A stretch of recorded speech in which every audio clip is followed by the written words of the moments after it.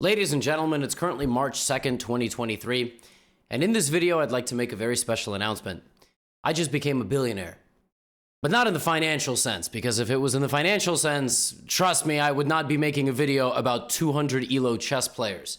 However, I became a billionaire in terms of YouTube views. This channel has crossed 1 million viewers, and every single time we hit a milestone, I want to say thank you to all of you, because anytime a creator talks about subscribers or views or whatever, they're talking about numbers. But it's not just numbers. It's folks like yourselves, those of you in the comments, those of you watching, liking, interacting with the video, sharing it with your friend, getting somebody else into chess, playing against a relative.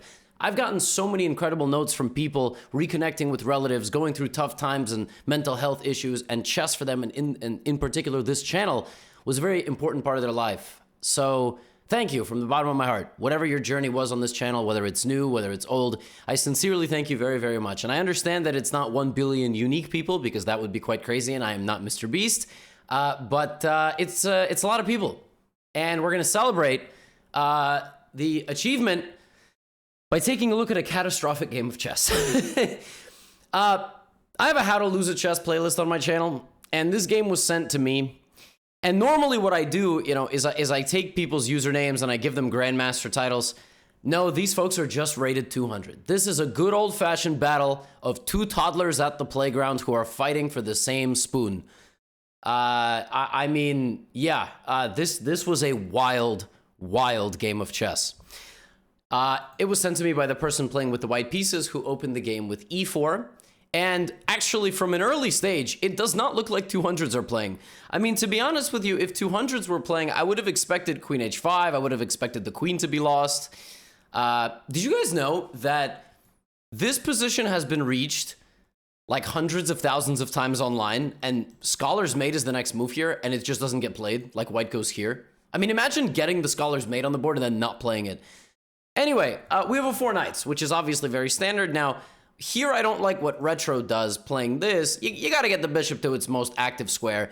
So now Retro is like, oh wait, yeah, that was the idea. Copies off of his opponent.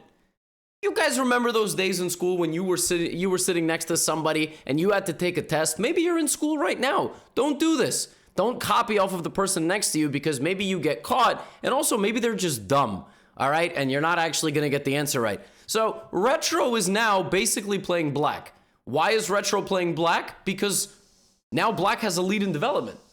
Now black is the one who is a move ahead in development, because white made 2 bishop moves in a row. So there you go. Now, castles, good stuff, and black plays knight h5. So 200 ELO chess is characterized by something very important. It's characterized by the fact that almost none of their moves look like they make any sense. But, have you ever been to a museum, an art museum, and you just absolutely do not understand what you're looking at, but other people do, and they tell you the history of it, and they tell you the influence? So when you don't understand 200 ELO chess, like the move knight h5, just be patient, because they're going to show you exactly what they want. Now, the best move here for black is to play d6 and to get the other bishop out like this, and pin and so on. But this is actually a problem. This is one of the things I try to stay away from. I don't like to teach beginners to play symmetrical positions, because they're very hard to play. You need something to look at, something to attack. The idea of knight h5 is very simple. It's to just bring the knight a little bit more forward. I actually love what Retro does here. This is excellent. Now black plays knight f4, and white captures on f4. Now, why is it already +2? It's +2 because this is a bad exchange for black. This pawn is very weak, like queen d2, and also you gave white the center. You gave white the center, and you also gave white time. So for instance, bishop d6, e5 will shove all the pieces backwards. You really should not be surrendering the entire control of the center, because it's going to be significantly more challenging to defend pawns that are on f4. All right, so we have takes. D4 actually played in the game, and bishop b6. Incredible. And white played queen d2. I mean, is this guy cheating? This is unbelievable stuff. Queen d2 is a ridiculously high-level move. But there's a twist. You actually don't want to play queen f4.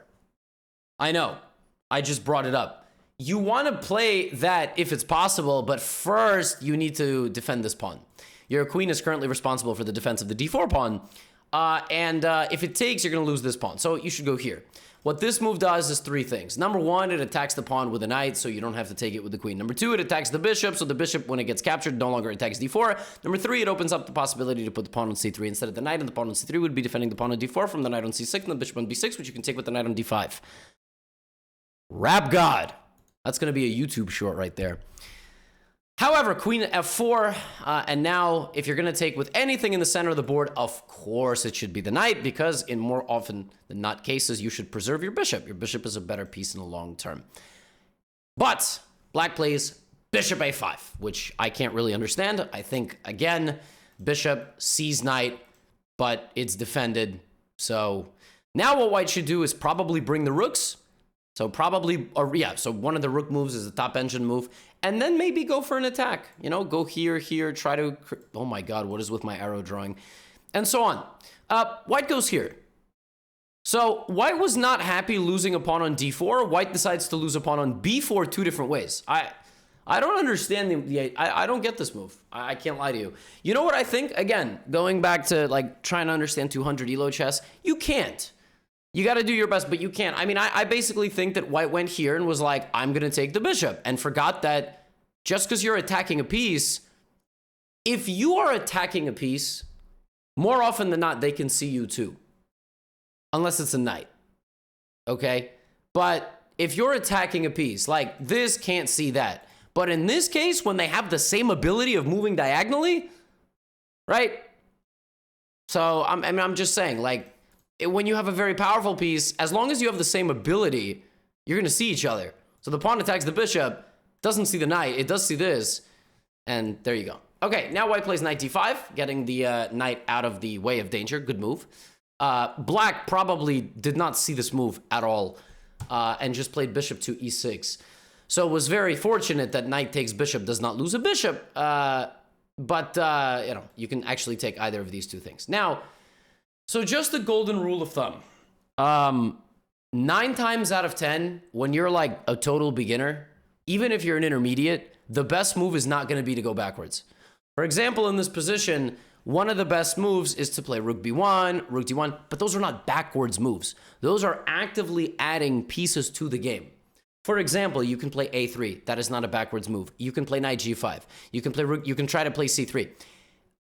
This is kind of a backwards move, but you're trying to go over here, right?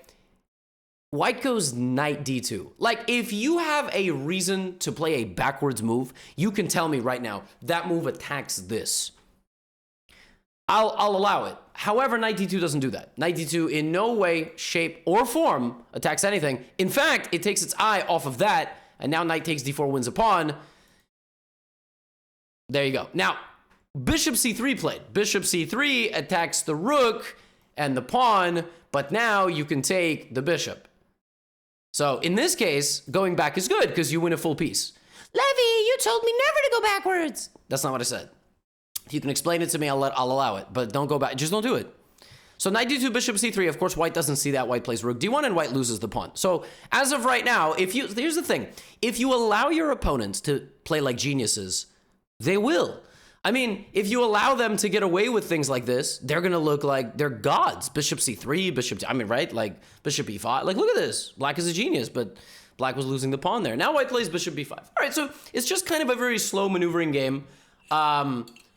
Now bishop b5 played with the intention, I guess, of taking the knight, right? So black says, okay, take my knight, and now white goes back to c4 again. So early in the game, white played bishop e2, and then bishop c4. A little bit later, white plays bishop b5 and bishop c4. Here's the thing. If you have made like 5 bishop moves in your first like 15, 16 turns, that's 33%. You have spent 1/3 of the game moving the piece and it's just on the same square. That means the other guy is going to have an advantage. Look at this.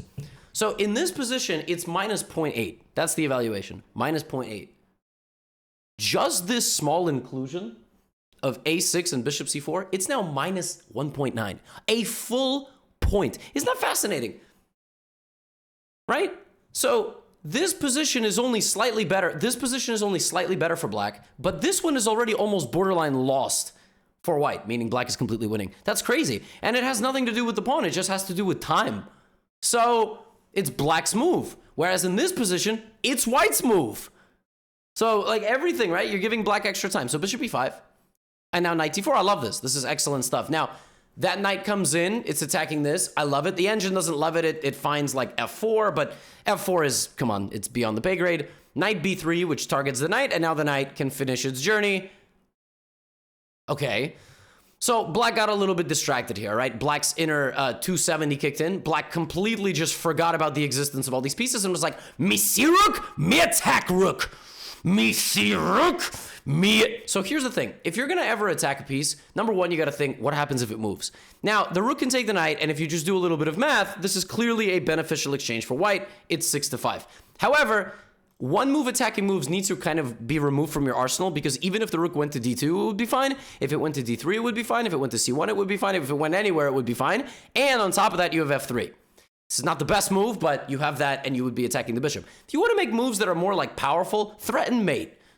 It's not the best move. The engine, I mean, you know, it's going to say here, and then it's going to say... But if you want to make one move threats, just go for the whole thing. Don't just do this, because now when you crunch the numbers, knight takes knight, white, you know, allows this, and white just gets two pieces, knight and bishop for the rook. Knight and bishop for the rook is not something that you want to give away. Now, black plays rook e8. And white is completely winning. Why is white completely winning? Because white has two knights for a rook. And since white has a massive piece advantage, meaning look at all the activity here in the center, the engine finds moves like knight f5. And the idea of knight f5 is that white is in a prime situation to just create a big attack. Rook f3, queen h3, and that just doesn't think that black can defend the position. What Stockfish doesn't know is that it is evaluating a position. It's looking at the position. I will stress that one more time. Stockfish is looking at the position. It's not looking at the players. Stockfish should come with a feature. Who is playing this game? If it's a couple of 200s, the position is equal. Stockfish, at some point, they should make an AI version where it adapts the evaluation. This is a genius idea, by the way. Can we just suggest this? I have a genius chess idea. In the future, we should allow Stockfish and some of the other best chess computers in the world to adapt their evaluation of a game based on what ELO is playing. Because let me tell you something right now, this is a complicated game at the 200 level, all right? Queen c3, and you can see that right away as white plays a move that literally walks into a pin, and now c5 wins the knight. I mean, it just took one move. It took one move in a better position, and white immediately lost the knight. Now, of course, c5 is not going to happen, so c6 happens, and the knight still volunteers itself for tribute, knight to b6, one move capture. How much time did white spend on that move? 3 seconds. And this is why you guys are in ELO hell, because you play a move and you go, me see rook, me attack rook. What if the other guy just went here, and then went here, and then won your knight, and then checkmated you, right? And then you go, dang, chess is hard. I'm just going to go watch that Gotham guy. So, rook b8. The knight is still hanging. And now, not only does black not take the knight on b6, black instead attacks the knight on d4. White is just going to lose two knights. Two knights. Two knights. Two knights. Two knights. I just really wanted to highlight them in colors. Counterattack, f4, and now bishop takes is GG. So is queen takes, because you're going to win a couple of knights. Instead of that, black goes back. Okay, no problem. I can't hate that move. So now, white did something in this position. White is rated 270. White did something in this position that every 270 rated player should be familiar with. Here's the situation. White's knight is pinned to the queen. It can't move. This knight is under attack by the enemy queen. It can't move. So, in order to prevent yourself from losing one knight and then a second knight, white said, no problem. I'll just lose my queen in one move. I mean, really, like, that's the easiest solution. I'm going to lose one knight. I'm going to lose another knight. So let's just give up the queen. That's, you know, how long did we spend on that move? 6 seconds. 6 seconds. And how much time did we have on the clock? 374 seconds. 6 divided by 374. I'm going to do that on my computer real quick. 6 divided by 374. 1%. Nice. I think it's something like that. Like 1.6%. Terrific. Terrific. Queen is gone. All right, it's over. It's over. As usual, it's over. All right. Let's watch the conversion. Rook takes d6. What? What? Was that on purpose? Did black think, oh, I'm winning, I'm just gonna simplify? This ain't simplification. I mean, you're still winning, because you got 2 rooks for 2 knights. It's obviously winning. Not at this level, though. Let's do that Stockfish eval. This is definitely not winning at 200. It's winning at Super GM level. What? Keep the queen safe. Are you insane? If you're up a queen, what are you doing losing it? Go there. Trade the rook. Get rid of the knight. Take the pawn. I mean, are you kidding me? The only thing you have to protect yourself against here, 3 things. 1, clock. 2, checkmate. 3, queen. You lost the queen. What are you doing? And then it goes from bad to worse. Knight f5, rook d1. Here comes black. All right. Now, I like how black is doing this. White doesn't have any targets, so white is lost. I mean, right? Like, white... The only way that white wins this game is if black blunders a rook or if white wins a bunch of pawns and promotes. So white is trying a4. I mean, what are you going to do, right? Rook d1. I don't know where rook d1 is going. Personally, the way you win this, I think, if you are refusing to simplify the pieces, what you need to do is take the pawns and either go checkmate the king. So, for instance, rook c2, a5, rook d2, knight d5, and it should just be a mate very soon. Like, if the king walks forward, there's f6. I mean, there's got to be some sort of mate somewhere. It's minus 11. Rook d1. All right, you're not taking the pawns or attacking the king. And now you're repeating moves. Okay, good. I like that. Nice. Back to the winning ways. Rook b2, excellent move. Knight c8 is ridiculous, by the way. This board vision is so clever. And that move probably rattled black a little bit. What black should do now is rooks on the second. And white would probably think it's a fork and get mated. Admit it, you probably thought it was a fork too. So rook's on the second rank, right? Kind of an endgame concept. But all right, rook d2, knight d5. Here, move the bishop out of the way and start pushing. Yeah, excellent. Bishop d4, and that's it. Just c4, c3. And that is exactly what black did. Rook b2, and then c4. And of course, that's a blunder, but they didn't see that. Bishop e2, c3. And again, that's a hanging knight, so you could have taken the knight. But c3, black is doing everything right. Black has 3 minutes on the clock. The game is over. Knight c3 played. And it is completely lost. I mean, black has done a really nice job converting here. Really, really nice skills. Knight c4, and now rook takes bishop is just GG. Up 2 rooks, take that when the knight moves. But okay, black plays b5. Black blunders the rook, which I get it. You know, knight takes b2. But fine, you just take back with your bishop and you're still... Okay. All right. You didn't take... You spent a little bit of time on that move. You didn't take, but the crazy thing is the knight is trapped, so you're going to take it anyway. You got lucky. The bishop is hanging. You're going to win everything, and the pawn is going to promote. All right, so you still win. All right, terrific. Take the knight. There you go. Take the pawn. Beautiful stuff, and that's it. And black converted the rest of this game very easily by advancing their a pawn by going after the bishop and converting. Black... won this game in a few moves by allowing white to promote the e-pawn to a queen and delivering a back rank checkmate.